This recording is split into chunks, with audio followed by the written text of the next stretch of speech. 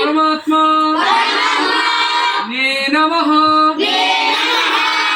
अथ द्वितीयोऽध्यायः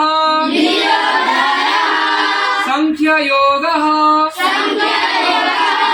संजय उवाच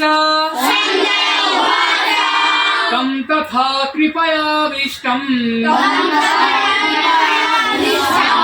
अश्रुपूर्णाकुलेक्षणाम् विषीदन्तमिदं वाक्यम् उवाच मधुसूदनः।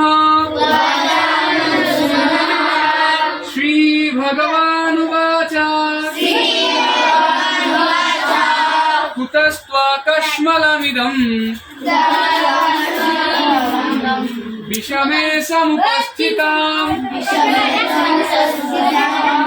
अनार्याजुष्टा स्वर्ग्यम्